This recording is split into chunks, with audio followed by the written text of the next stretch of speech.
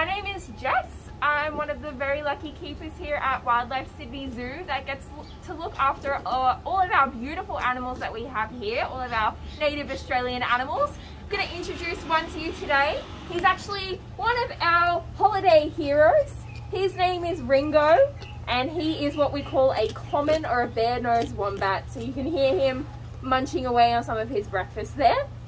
He is very cute and very cuddly, but the reason why we're considering him a hero, other than having a lot of superhero qualities, which I'm going to tell you a little but about in a second, his cousins out in the wild are actually unsung heroes and protectors of animals during bushfires.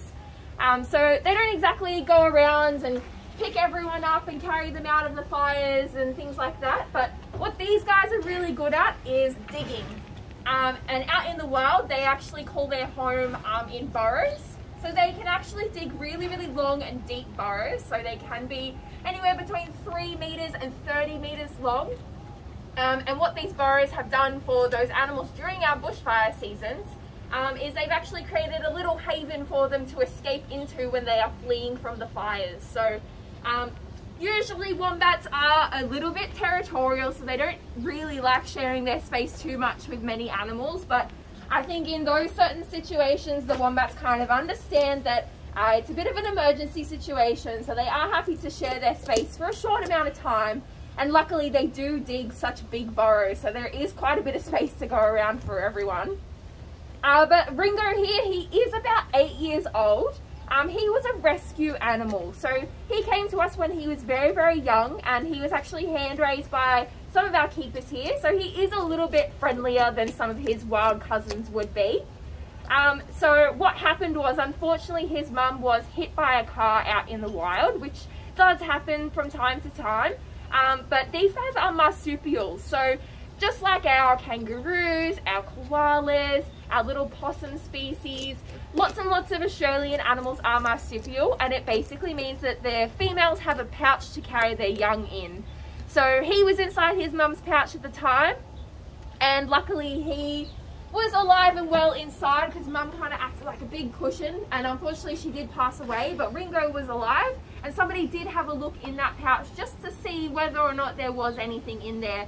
Ringo was there, of course, and he was taken to be cared for at a vet and a wildlife carer, and then came to live with us. So we have now had him here for over 8 years, and he is probably one of the favorites of all of our keepers here and all of our guests as well. So I want to introduce you to a few of his superhero qualities. So wombats are surprisingly very closely related to koalas. So if you can imagine him sitting up in a tree, you can kind of picture how that's the case. But there are a few similarities, but the main one is actually, believe it or not, their bottom. So both koalas and wombats have a very bony, hard cartilage plate that sits right across their backside, but they use them for very different reasons. So our koalas tend to sleep quite a lot, and they're high up in the trees, so usually they'll use that cartilage plate to help them wedge themselves into a tree, get nice and comfortable, kind of keep them comfortable as well in the sense that it's like a pillow, so that they can sleep and sleep and sleep all day long. Whereas our wombats, they tend to use them a little bit more actively as a form of defense. So like I said, they are burrowing animals, so they feel nice and safe inside their burrows, but they come out to graze and look for food and things like that, and find mates and defend their territory. But when they do feel threatened for any reason, they will run back into their burrow, and if anything like a dog or a fox or a cat or whatever is scaring them, is chasing them, they'll actually run into their burrow and they'll use their bottoms kind of like a big blockade. So if I was to, you know, like knock on his bottom, it would almost sound like a door. That's how hard and strong that bottom is. It's basically indestructible. So if he's blocking the whole of his burrow, then he's nice and safe inside. But the other cool thing they can do is sometimes they'll actually stretch themselves out like a big pancake, and it kind of looks like they're going to sleep.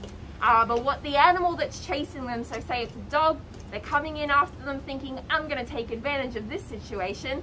All of a sudden, he shoots his backside all the way up, and he smashes that dog or that cat up against the roof of his burrow, and it usually doesn't end very well for that animal, unfortunately. So the wombat usually comes out on top.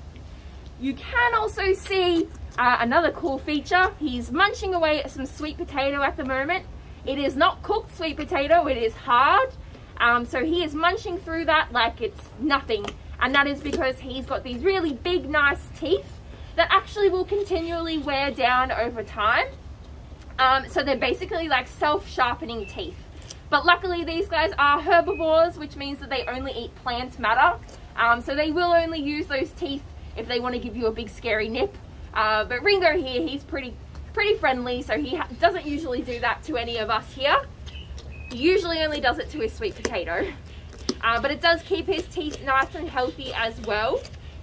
You can see he's got lots of really nice whiskers on his face, but he does have very, very small eyes and a nice big nose. So these guys are technically more nocturnal or crepuscular, which means that out in the wild they'd be nice and active during the nighttime or in the early hours of the morning or late in the evening. So that is unfortunately when these animals do tend to get hit by cars, so like his mum was.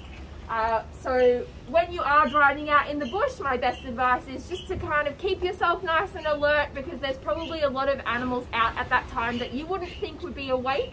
So that also includes things like our wallabies, our kangaroos. And if you do accidentally come across or hit an animal or come across an animal that's been hit, it is always a good idea just to pull over if it's safe to do so, have a quick look, see if the animal's okay, if they're a female, because they might have a pouch, and inside that pouch there could be a little joey, just like Ringo was at one time in his life. And then the best thing to do is to not remove that joey from the pouch, and to call a local vet or a wildlife carer local to that area so that they can come and help you. But other than that, these guys are surprisingly fast, which is another really cool superhero quality that they have. So they can actually run in very, very short bursts, mind you, at 40 kilometers an hour, which is actually the speed of some cars. So I think that's very, very cool. We don't personally see Ringo doing a lot of running around here. He's a bit more of a lazy body, and he does love to eat his food, but he weighs around 35 kilos, which is very, very average for a wombat. There are some wombats that have weighed in much, much more than that, hitting around 50 kilos. But these guys are a common species of wombat, so there are 3 species. So these guys are bare-nosed wombats. You can probably see his nose there, not very covered in hair at all. But we've also got the northern hairy-nosed wombat and the southern hairy-nosed wombat, so kind of the opposite, where they've got quite hairy noses, and also the opposite in the sense that they're not very common at all. They're actually an endangered species. So it is always good to keep our animals in mind when we are driving around in the bush, and also during our bushfire seasons, by placing out little dishes of water and things like that on really hot days. It's going to help all of our wildlife quite a lot, especially as it gets hotter and hotter each year. But other than him being very cute and having all these amazing qualities, Ringo is, as I said, one of the favorites here at Wildlife, and we would love for you to come back soon and see him up close and personal. But until then, guys, I hope you've learnt a little bit more about our wombats and the very, very cool features that they have. I really hope to see you again here at Wildlife Sydney Zoo very soon. See you later.